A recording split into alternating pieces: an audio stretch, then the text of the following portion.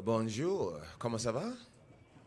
John, congratulations. You've had more than your share of championship victories throughout your career, but I guess this one might feel a little different, a little special. I guess, can you put into words what this one means to you? I'm just so grateful. I'm very grateful. Without my Lord and Savior Jesus Christ, I would have never made it this far. And I just want to acknowledge him in everything that I am and everything that I do. I want to thank everybody out there who prayed for me. I felt their energy, and I'm very grateful. This fight means a lot. It means a lot. I'm humbled by it, and it just goes to show that no matter what happens in life, if you just continue to strive, put one foot in front of the other, the sky's the limit, and this world really can be your oyster. I've never felt more at peace. I've never felt more happy. Last night at my fight dinner, I almost cried. I felt like I was living in a dream. I looked around and I just saw so many leaders.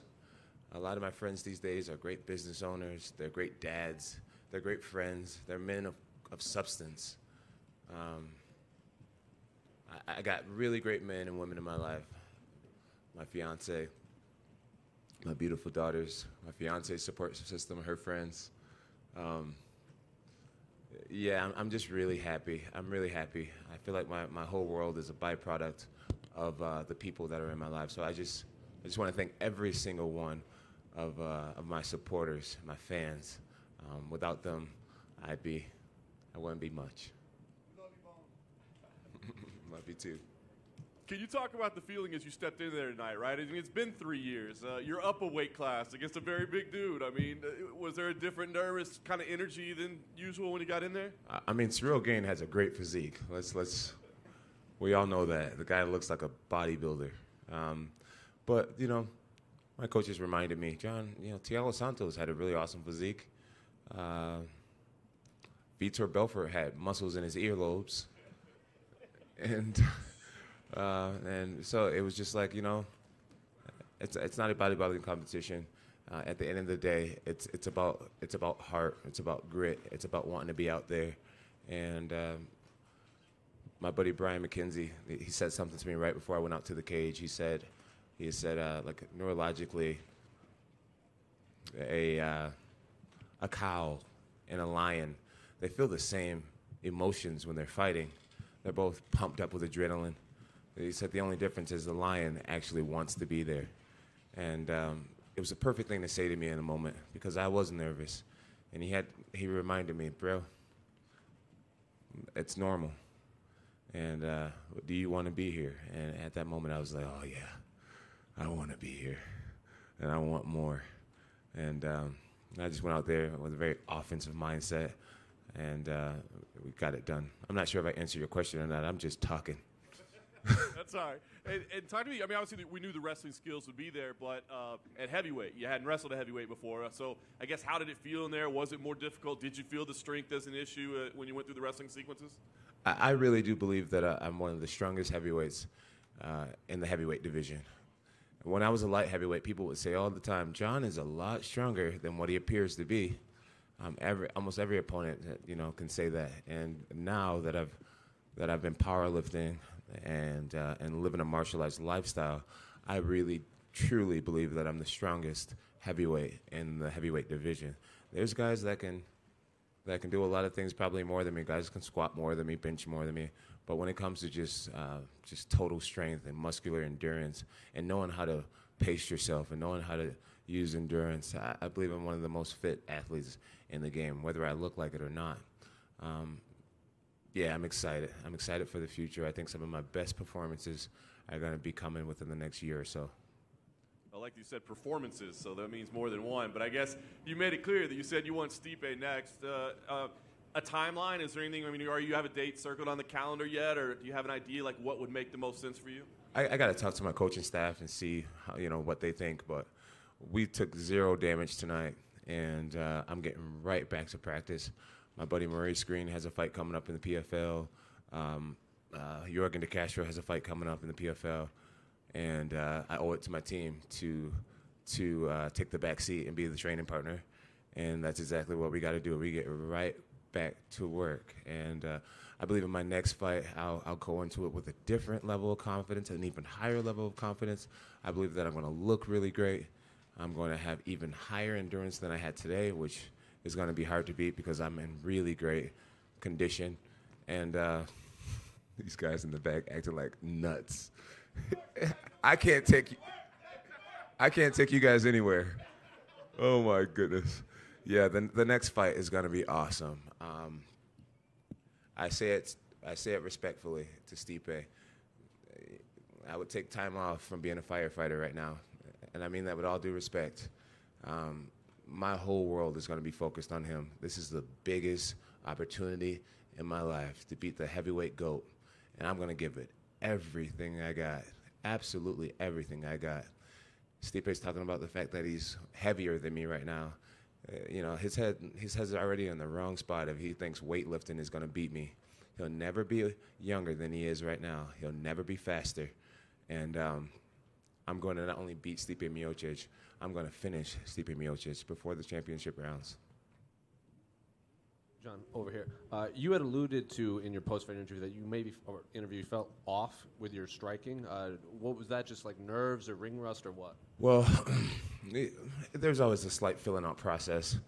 I actually was dealing with a slight injury before this fight, and I didn't really spar many times. I sparred the total of 3 times in this training camp, and so my striking felt a little unfamiliar. I had drilled a lot. I did a lot of smart drilling, but I didn't spar a lot. And so when I was out there, it was almost like I was trying to remember how to do it, fight on the feet for a moment. But thank God that didn't last too long. I was able to get my hands on them, and that's something I've been doing my whole life. I've been wrestling and grappling my whole life. I feel like my jiu-jitsu is at an all-time high. My wrestling confidence is at an all-time high. And that just may be my style moving forward, getting away from all the kickboxing. I want to save brain cells, and fighting on the ground is just a lot more advantageous. What was going on with the tape on your toes? They looked like they were cutting it off before you were getting in there? Yeah, so I used a different tape. I usually use a certain brand of tape. I'll give them a shout-out, War Tape. And I feel like it's just a lot stickier.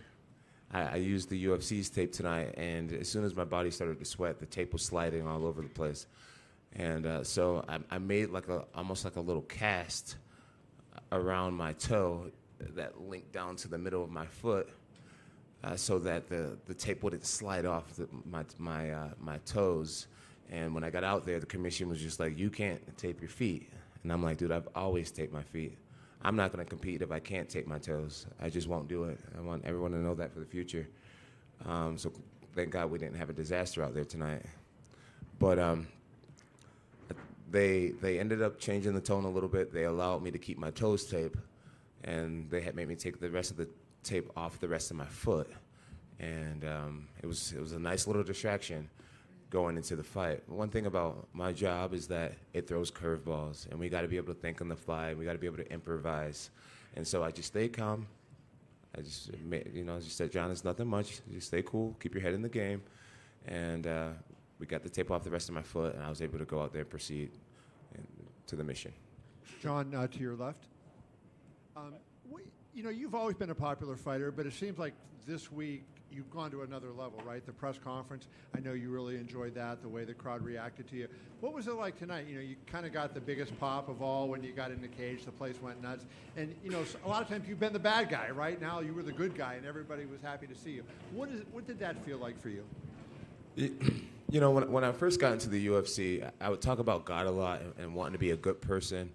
And then people got to see that my life wasn't perfect, that I make mistakes, and that I sin, and that I fall down. And I think for a long time people looked at me as just an incredibly fake individual. And I think as of right now, I think people can just see that I'm a human, that I do love God, but I'm a human. And Christians aren't perfect. And I just think I'm more relatable to people than I've ever been. And despite how many times I mess up, I do try to stand for good and something that's bigger than me. And I just think there's a relatability that I have with people, where either you absolutely hate me or you're just learning to understand the man that I am. And I just think it's going over well for me. When did you adopt that attitude, right? I mean, how and when did it change? I came into the game young, and I think I was like 21, 20 years old when I joined the UFC, 19 something. And I'm 35 years old now. I just got off of a big hiatus. I took 3 years off. I got to focus on my family. I got to focus on development as a man. I got to start a care project where I'm giving back to the city of Albuquerque. I got to have a dog. That was my best friend. You know what I mean? Just little stuff that had nothing to do with being Jon Bones Jones. And it just helped me put life in perspective. It just helped me realize what an opportunity I have. And I've had a lot of reflection time. I've got to see the belt passed around from champion to champion. And all these guys from different countries become the face of the sport. And it's been awesome to witness. And just today, I just have my head screwed on a little bit more straight than it's ever been. And just more self-aware. And I think people are starting to notice that. Last question for me. Dana was up here before talking about you being the GOAT and unquestionably the GOAT anymore. And you think of most sports, most people think Michael Jordan, but there's some people think LeBron, otherwise. NFL, some people think Tom Brady's the greatest quarterback. Other people were arguing last week it was Joe Montana. But it seems in MMA you have separated yourself to such a degree that there isn't an argument anymore. And I wonder what that rare air up there where you're all by yourself among all these great fighters who have competed, what does that feel like? It feels great. It feels great. I've been familiar with high praises for a while now. And I'm very aware that, pride becomes before the fall. So it's going to be different being the champ again, and everyone's calling you the baddest man on the planet. But my surroundings, my circle, they'll keep me humble. At the end of the day, when I get back to Albuquerque, I'm just another guy on my team. And when I'm at home with my fiance and my girls, with my kids, I'm just another guy. I'm just dad. You know what I mean? So I know that grounding myself is going to be more important than ever. Not getting too big for my britches, continuing to do community work, continue to rub elbows with everybody, not getting high on myself. That's going to be the key to my success, is just remaining humble. John, hey, John, one more in the front right here. I don't know if you saw, but Francis tweeted, good job, Johnny Boy, sincerely the heavyweight king. Do you have a response to Francis Ngannou referring to himself? Francis is a big old pussy. Hey, John, question over here. John, TJ Legacy, ESPN Gainesville. In your time of reflection and perspective over the past 3 years. I love that quote. I love it. All that muscle with a big ass pussy. Excuse me. I'm so sorry. I'm so sorry. Do you ever think about your MMA mortality? You have the longest win streak in UFC history. Do you ever think about one day it being over? I know Tom Brady called you the GOAT. He just recently hung it up. Do you ever think about your mortality in the sport? Ask that again. I'm sorry.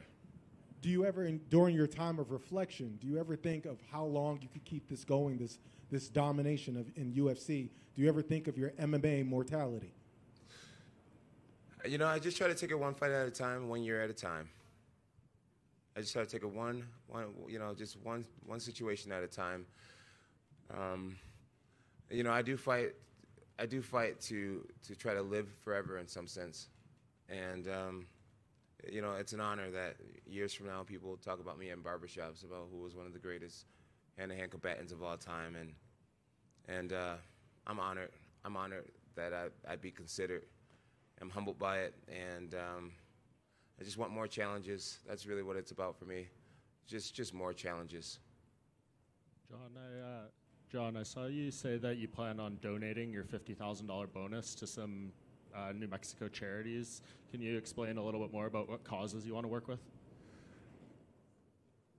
The Care Project is something that I created with a group of friends when the pandemic started.